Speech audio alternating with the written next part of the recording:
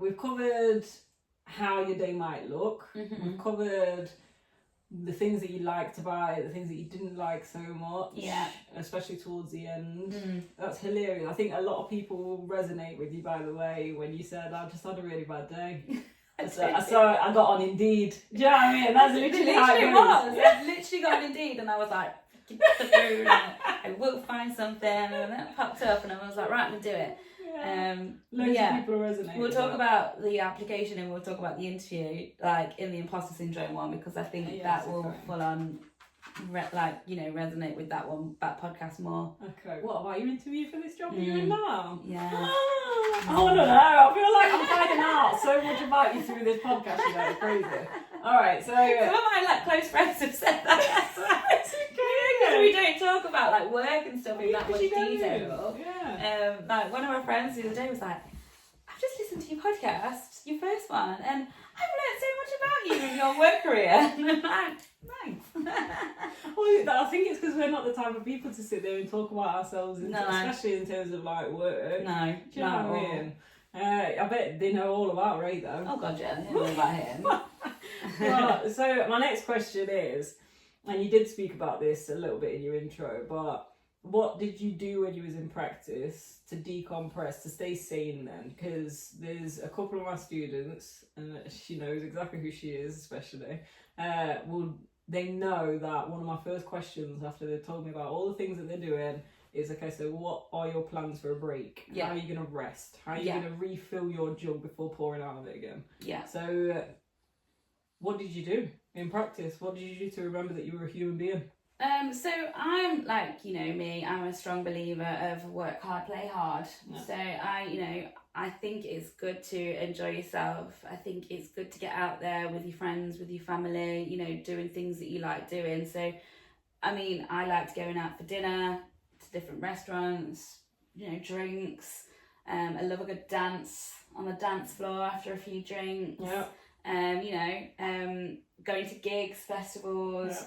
Anything that's fun, I just used to get involved with. It's a bit of a release as well. You need to kind of get that pressure off you. So gigs, festivals, going out with my friends, spending a lot of time with my family. You go on holidays as well. Holidays. I love to travel, so I go all over.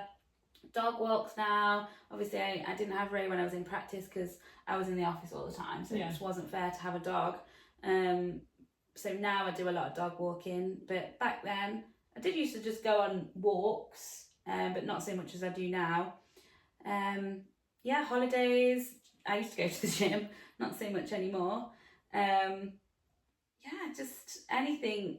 What about smaller then? So smaller scale. I'm thinking if there was a student watching this right now and they were thinking, I can't necessarily book a holiday right now. I can't go out for drinks or anything, all my friends are occupied or whatever. What could they do just for themselves? What did you do just to keep yourself going? Are you into your face masks or? Oh yeah, I love my skincare. So sometimes you just have a little bit of a pamper night. So bubble bath, candles. And then get out, put your face mask on, your face sheets, or those ones that just go under your eyes. I've been using those quite regularly recently. I need some. Bags are so puffy.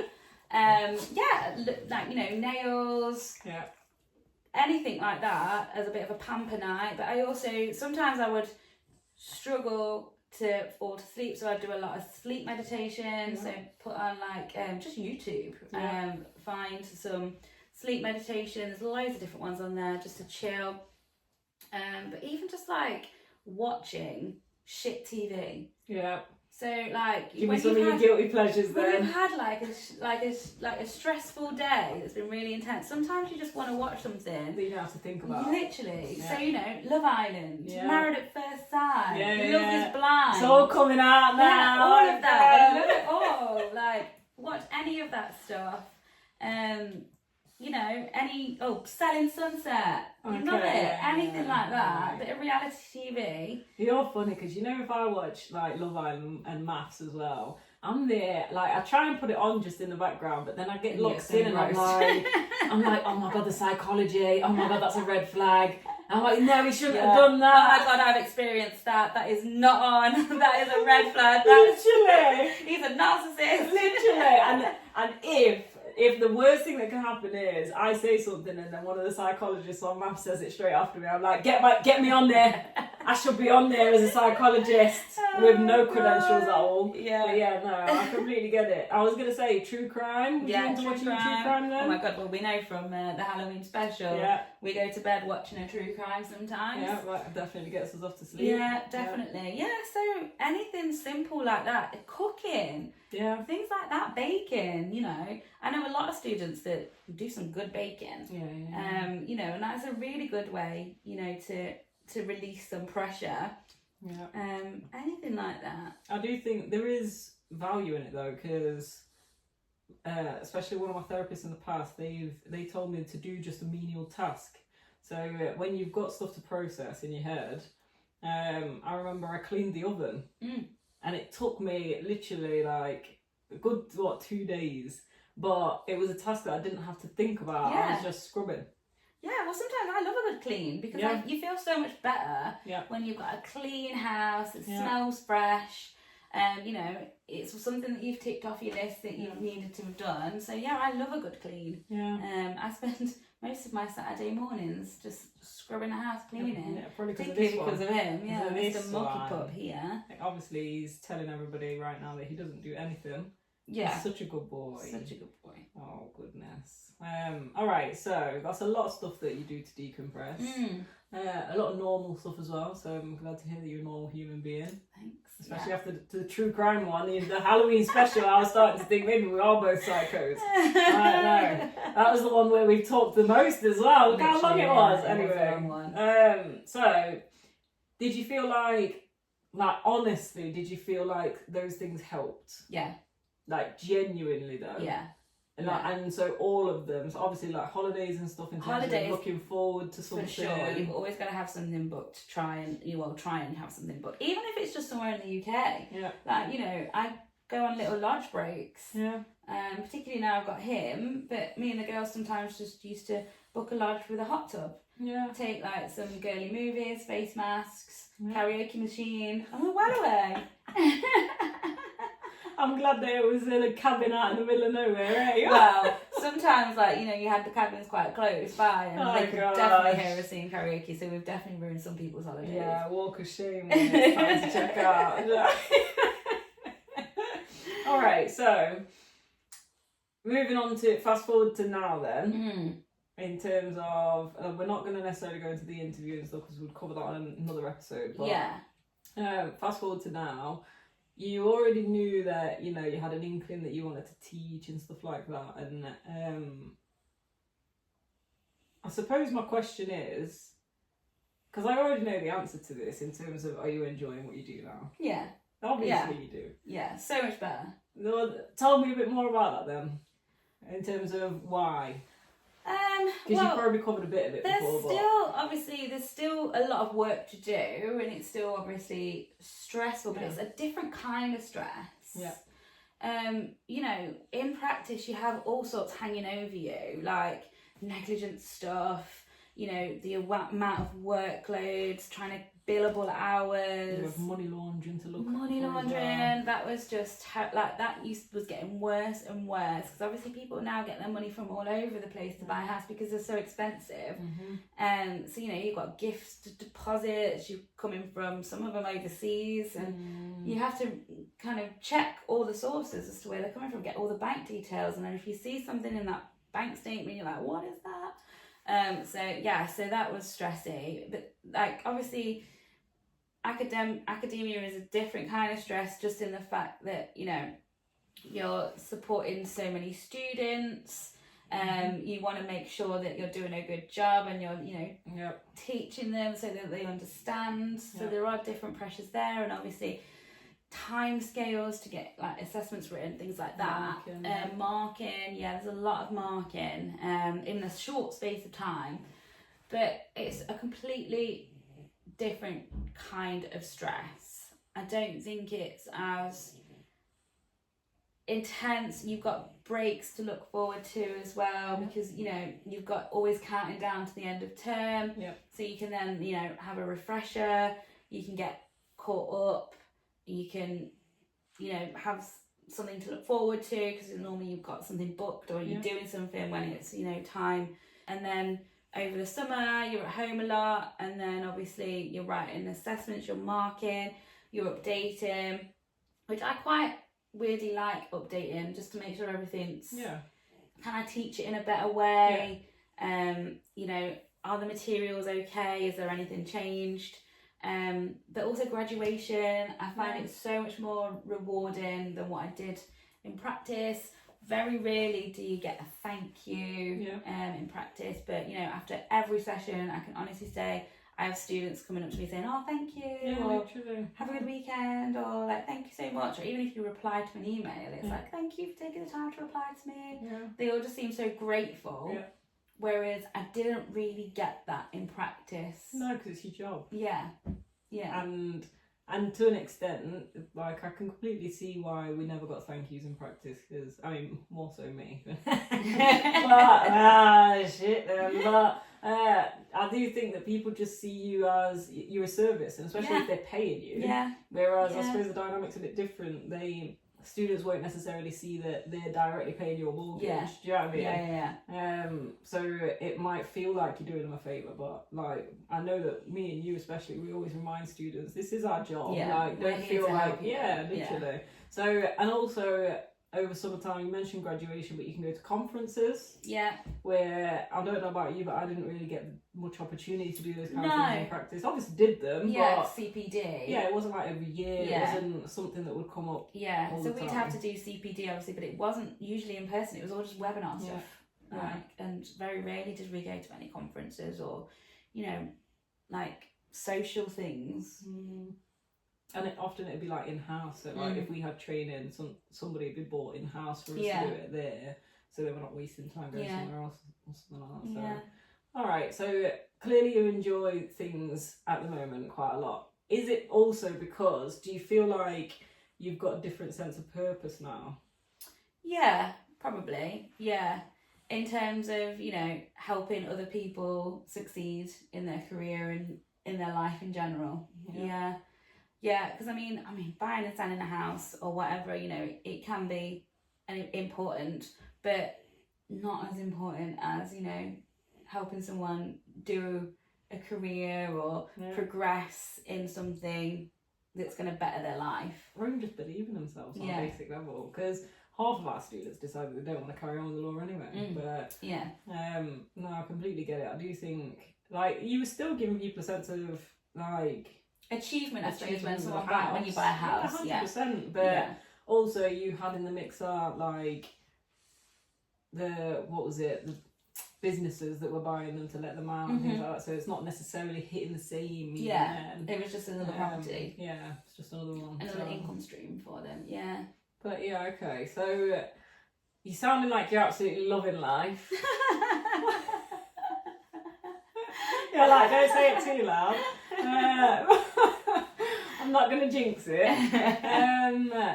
I was going to say, so going back to the question of how do you decompress, is that any different now then? Obviously, naturally, you've got dogs, like you said, so you go on dog walks. I have a lot more time now, obviously. So, you know, I don't tend to work as late every night.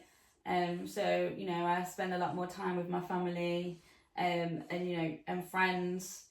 So sometimes I wouldn't see friends for months and months. Because time flies, doesn't it? But now, obviously, having the time, it's easier to meet with people. And, you know, particularly over the summer, you can tick off some of those things that's on your bucket list. Because you're like, oh, I can't do that because I'm at work all the time or whatever. You know, there is more time to be had now and to do, you know, things that you enjoy, and I would say the work-life balance is a lot better than what it was in practice. Do you feel like you've got more headspace now? Generally, like week to week, like day to day, do you feel like you've got the headspace to be able to think, I've got the headspace to be able to open that up to a friend Yeah. to sit down and talk about something, or do you know what I mean? Yeah, yeah, definitely. I think as well, like, in terms of headspace, like, you have got, don't get me wrong, like, teaching is, you know, it can be draining at times. You're performing, aren't you? Yes, and particularly when you've got like back-to-back classes, and, you know, term time is like, what, 12 weeks, which isn't long, but when you're constantly teaching, prepping, you know, having student meetings, it can get a lot. But I still feel like you have that, it's not ongoing. Yeah. It's There's not light at the end of the constant. It's tunnel. not a hamster's wheel. Like, in practice, it's kind of relentless sometimes. Unless you make those breaks for yourself. But then you have to obviously take holiday. You have to find time to book time off. Whereas with this, it's intense. But then when you get to the end of term, there's a little bit of breathing space. So, and you can keep telling yourself, like, okay, we've only got a few more weeks left, and then I can take some time for me. Yeah, and catch up and Yeah. No, I completely agree. In terms of, because I know, just picking up on what you said in your intro podcast, where you didn't really like the whole going to court thing, gave you too much anxiety and stuff like that. That's performing. You're on your feet. Yeah. You are performing in this job now. You're on your feet. So, and you seem to love it. Yeah. So tell me about that. Why? How did that work? Were you not scared? Were you anxious when you first started teaching? Well, this is like kind of going into the imposter syndrome like episode as well. But like, I used to hate public speaking, and like, even sometimes like in meetings, I would just kind of like sit there a little bit, and I'm still a little bit like that now. I don't think I'm kind of like a vocal person in, you know, staff You're not the loudest person in the room, no. You know, I'll make a point if I feel like I really need to, but I'm not somebody that will, you know, naturally speak out loud and things like that. But I think because, you know, I've done my prep, I've done it in practice, I know what I'm talking about, and if I feel confident in something, it comes a little bit easier. And obviously, seminars, most of the time when you're in front of the students, it's only like a small group of students, so it's a little bit more intimate, so it's not as daunting. And then now I've started to do the bigger lectures, like 300 students. But a lot of times you don't get that many in there as well. But I actually found those kind of easier in a way than seminars, because you don't have to like focus on anybody. You can just look at the back of the room. And very rarely does anybody ask a question in a lecture, so you can just, you know, rumble on, say what you've got. And I think as long as I'm prepped, and again, this could come into the imposter syndrome thing as well. Like, as long as I've prepped and, you know, I feel confident in what I'm saying, then I'm okay. So yeah, it just feels different. I just felt like with court, I always felt people knew more than I knew. Yeah, I suppose there's a lot more unknowns. I feel like maybe the difference now is that in your classroom you have control over. What you're talking about, you have control over. Yes, probably. What's going to happen? You've done the lesson plan. You know how you're going to deliver it. Whereas people follow my lead. Whereas that's and not I the same. can redirect if it's going off needed, course or whatever. And you know the direction that you need to be going in, and then the destination that you need to be at by the end of the lesson. Whereas for court, you only really know the destination that you and your client want to be at the end. Anything can come Anything else is unknown. True. So maybe it is the unknown. And maybe it's the control of it as well. I am a bit of a control freak. People have told me this before, so you're probably right. Some good introspect there, Lucy. Yes. Oh God. It's like a therapy lesson. I know. I need to get my credentials. You do. But I think it probably is. I think that's probably what's making you more settled, because you're fantastic at teaching now. Do you know what I mean? I feel better at teaching now, But I don't even think it took you that long to settle into it. In terms of how long it might have took you to settle into a court role. Oh God, yeah. yeah, I To don't this know if day, I'd you might ever still- feel comfortable Exactly. doing that, to be honest. And there's so many people in practice that when I was going to court, I thought that they were, they've got years on me in terms of experience and all the rest of it, but you'd still see their hands shaking behind their back every time that they went in. I don't think It's that so does scary. It's so scary. You look like you're cringing Oh at it my already God. just thinking about it. Yeah, I just didn't like court. Oh, I used to love it. Oh no, that's not for me. It's one of the reasons why I like also thinking about like property law. If anyone does want to go into property law, like you are sat at your desk Yeah. all the a lot time. of You time, don't yeah. go out. Like it's not like you get to go and look at these properties. It's not like you're walking Yeah, around like, true. oh, these are lovely. Like True. no, you're at your desk. Like you don't get called out to court. You don't get called to a police station. You are at your desk. So you are in the office constantly. There's no real opportunity for you to leave. Yeah, There's no need for you to. That's a good point that you raised, because there's quite a lot of students that I've spoken to recently that feel like they wouldn't be suited for a career in law generally because they see themselves as introverts, and Yeah. we'll explore the introvert and extrovert thing in the imposter syndrome. Yeah. But I think you create a toolbox of needs for whatever role you want to be in. Yeah. So if you are an introvert and you want to go and do court advocacy, you learn how to do it. Do you know what I mean? And you get used to it. Yeah. But And you I think it's practice. comforting for people to hear that there are jobs available. Yeah. And you are at your desk. Well, that's why I liked property, because I'm a type of person that I like to know what I'm doing that day. Yeah. I'm a planner, so I could literally, most days I could, unless something goes massively, wrong or whatever, and I need to put what I'm doing to one side and focus on that case. But most days I could write a list and I could say exactly what I was doing that day and get it ticked off, and I like that. Yeah. And I liked to just focus on what I'm doing. Like I'm not the type of person that can be doing something and then I'll get a phone call like you need to go to court now. I'd be like, what? I need to finish this. What? Like no, like I could not deal with that. I couldn't just leave that there and go off and do something else. Like I like to kind of finish what I'm doing. Yeah, before you move on to the Yeah. next thing. But that's okay. So that's my question that I should have asked a while ago. I forgot about it. So your to-do list in practice, did you ever feel like you got it finished, or was it like a perpetual to-do list that it kind of just kept on rumbling on? Like you got small tasks done, but in the grand scheme of things, that matter generally was probably going to stay on your to-do list anyway. Oh yeah, so it was very specific tasks, my Yeah. to-do list. So it would be like check the title for this case, Yeah. check searches for this case.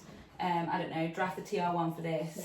Yeah. So I would literally email so-and-so, reply to these inquiries. It was very, very specific, my Yeah. to-do list. So they would get ticked off, but every day, like It I'd would have, come back on. yeah, there'd be like, other tasks and whatever. And then that same case would probably come up every day, but it would be a different job. Different thing to do. Yeah, so it was very continuous. Yeah. How does it contrast with your to-do list? Because I know you still do to-do lists. Of course I do. Yeah. So how does that contrast with your to-do list now then? It's different because obviously to-do lists now are like, draft the assessment for next April, Yeah. draft the And then when it's done. it's done. Or mark land law or And then when it's done. it's done. Yeah. So they can be ticked off and they're Yeah. done forever. Yeah. How do you feel about that? Do you know what I mean? It's great. It's very satisfying. It's very satisfying. This is another reason why you love your job now, alright?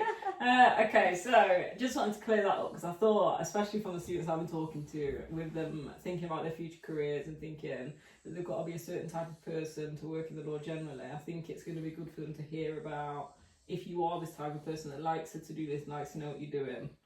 Yeah. That can be good. And with property as well, it's very procedural. So it's step by step by step. So once you've done that step, it's done. Yeah. And once you've done that one, it's done. So you can tick off Yeah. quite nicely. Yeah. And I liked that.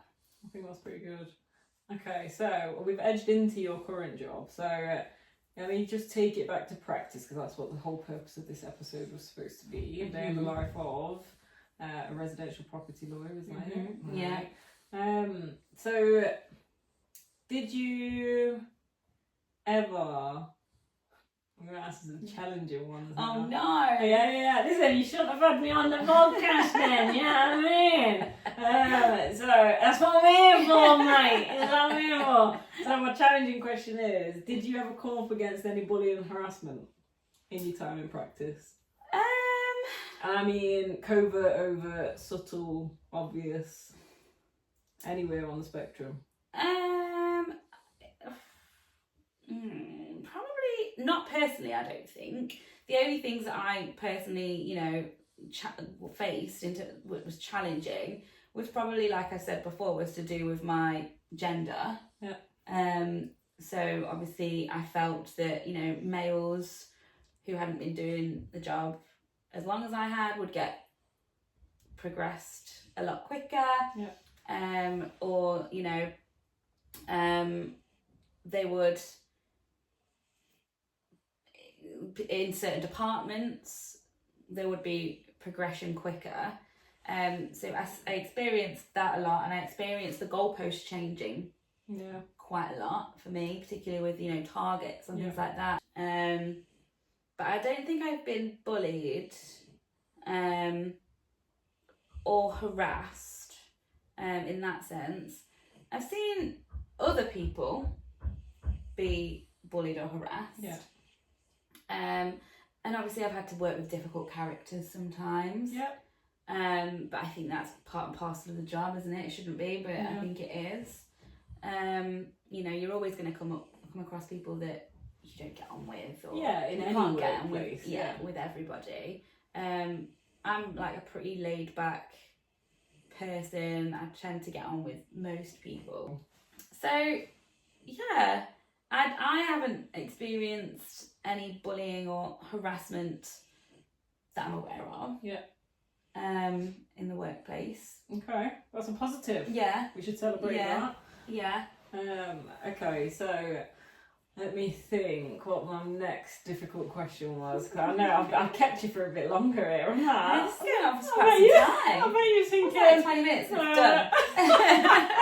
Alright, so let me think of one last question then. So my last question would be, if there's anything that you could have changed about your time in practice, what would it be? I don't know, you know, like, I used to think that I would regret moving around a lot. That's a good thing to pick up on. There's a lot of people that are worried about that. Yeah, but I actually don't, because I learnt new things in different firms. I think if you stay in one firm for a long time, you get kind of stuck in a rut, and you do your job in that same way the whole time, and you don't really learn new things. Whereas I moved around quite a lot, and, you know, I learnt how different people, you know, ran their files. And sometimes I would think, oh, actually, that's a little bit better. So I picked up on that, and then obviously that made the way I worked better. So yeah, I moved around a lot, and like I can see why people would see that as a negative. And I did used to think that at times. I thought, oh my god, I'm moving again. But in actual fact, I learned something new, or a lot of different things in each place I worked. And I met a lot of people as well, like, and I still keep in contact with the majority of the teams that I worked with. You know, so I've got quite a large, you know, network of people in the profession now, just from working at different places and being introduced to new people. So yeah, I looking, you know, a long time ago, I probably would have thought, oh, that's a regret moving around. But in actual fact, it's really not anymore. I see that as quite a positive. It's a difficult question, because I think I see things so differently now. You know, now, like, in hindsight. Yeah, hindsight's always great, but it's never there when you need it. Yeah. Yeah, it's true. Yeah. I think as well, when you're moving around, I think if you don't burn any bridges, I think it's fine. Yeah. Like, because you never know when you might need to go back. Well, like, look at me, I went back like 3 times to the same firm. Yeah. Whereas if obviously I'd burnt bridges, I would have never been able to go back there. And, you know, law is everybody knows everybody. I was So just if you about to make a say, bad your reputation for reputation. yourself, then it's, you know, people ask around. Like if you're going for a job, oh, like, do you know, You know this person. like what, how were they? Like what do you think of them? So I think as long as you know, don't burn any bridges and you keep your reputation, I think moving around is absolutely fine. Yeah, and I think it is as well. I've always thought that, but I remember thinking that at the time when it was almost taboo for people to do that. So when you say, and you know, people look down on it, I do think that it might have even been maybe a certain generation in the workplace that looked down on it. But if you think about that certain generation, there's a lot of people from that certain generation that would have been in jobs for like 20 years in the same place, same job. Whereas I think that that's a thing of the past. I think it's normalised now to move around. Even just based on the economy, do you know what I mean? Like you can't necessarily afford to stay in one job in one place all the time. So I think it's positive. I do, and I think a lot of the times, I think I said it in my intro as well, a lot of the times, like, you know, you have to move around to get that recognition or get that promotion or get that pay rise. Yeah. Because, you know, very rarely when you stay in one firm, do you get a huge pay rise or, you know, you get a huge promotion. Yeah. I've moved around to get, you know, my pay rises and my promotions.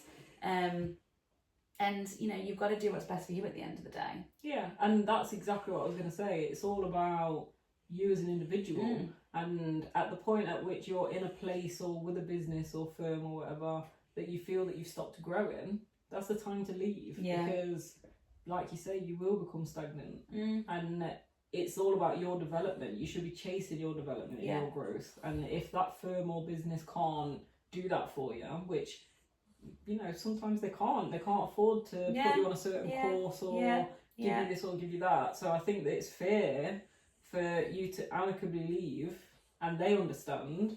And if anything, it's even better for them if you ever want to come back, because you've gone and gained your skills and experience somewhere else that could afford that for you. Yeah. And then you come back and you bring it all back there. So well, that's one of the reasons why I think one of the firms kept taking me back as well, because they knew I worked hard. Yeah. Obviously, I don't think I did any mistakes. I don't think they would have had me back if I had.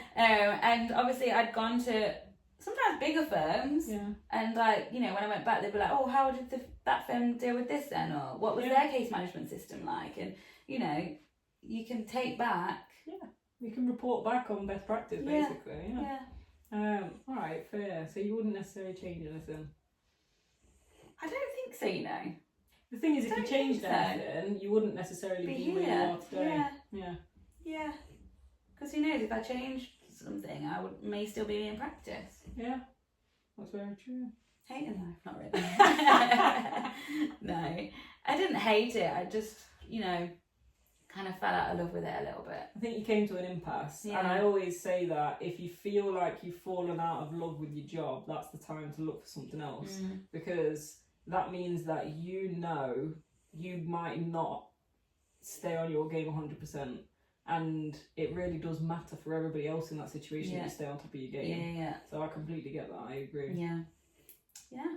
And that's all my questions for you. Yay! Unfortunately. I was going to say we can carry on if you want.